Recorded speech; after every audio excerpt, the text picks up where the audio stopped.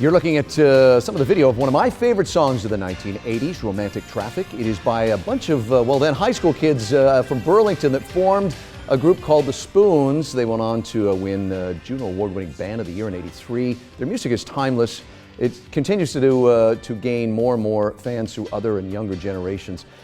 Which leads me to our next guest. I'm taking my broadcasting hat off and I'm going to put my fan hat on for a few seconds to welcome Gord Deppe, frontman for the iconic band, The Spoons, who is coming to us from Oakville. Gord, welcome to our city tonight. Oh, it's great to be back. I was born in Vancouver, so any chance I could be there virtually is fine with me. That's good to hear.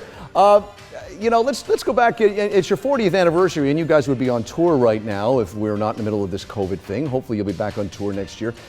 Let's go back 40 years and what you guys were doing when you guys come together as the Spoons. It's more of you got more of a punk flavor, but then you go see Orchestral Maneuvers in the Dark in Hamilton, and it changes the way you guys are going to present your music. And you go home and write your first huge hit single, Nova Heart. Talk about that.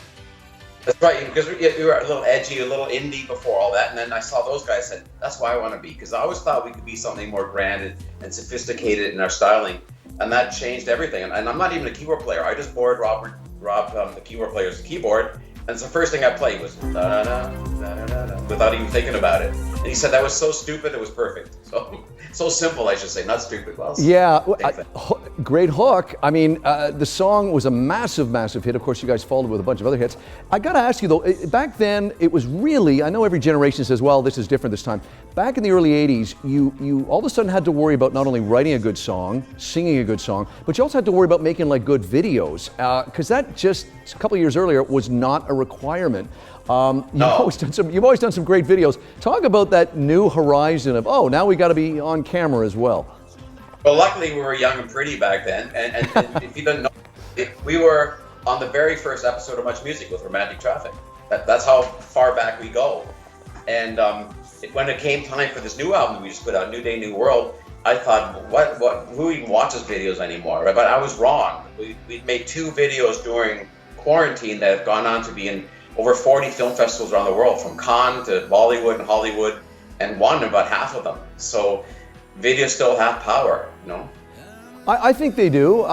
They're still out there, of course. Talk about, and you had some special guests in these videos that you did during the recent pandemic. Yeah, well, they kind of message things, and we got about 60 people from Flying Seagulls and Wang Shan, Corey Hart, Glass Tiger, and then Degrassi High people, Curtis Josephs, Ed the Sock, if you remember Ed the Sock. Yeah. Anybody, and people from TV shows, and they all gave a message from home with a simple sign. I like Alan Frews is the "Don't forget me when I'm home," something like that. So we all have messages, and it's for a song called "New Day, New World." And how pathetic is that title? For an album that came out last year, but for the time that we're in right now. And we did one for the frontline workers, a song called "Landing Lights," which is the same thing. Both worth checking out. They have friends and family and celebrities in it, and messages that I hope will help people right now.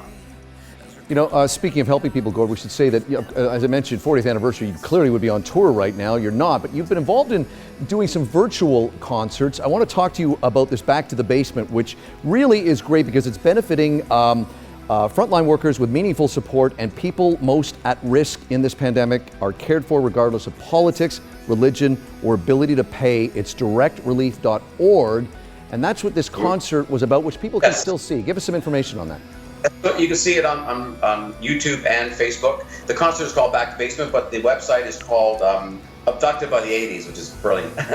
Yeah, and we're the only Canadian band. Spoons, we were happy to represent Canada, but Flock of Seagulls, Wang Chung, Naked Eyes, Escape Club, Animotion, the list goes on, and some great cameos by people from MTV.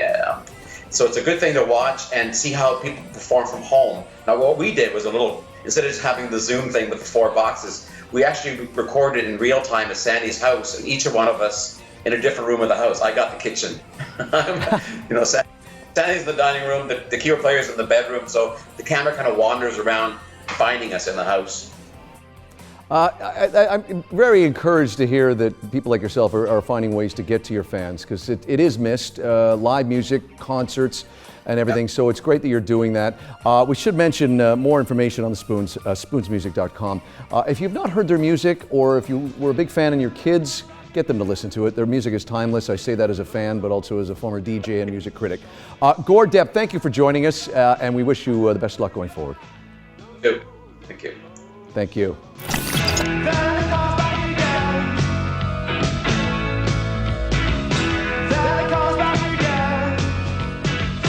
Those old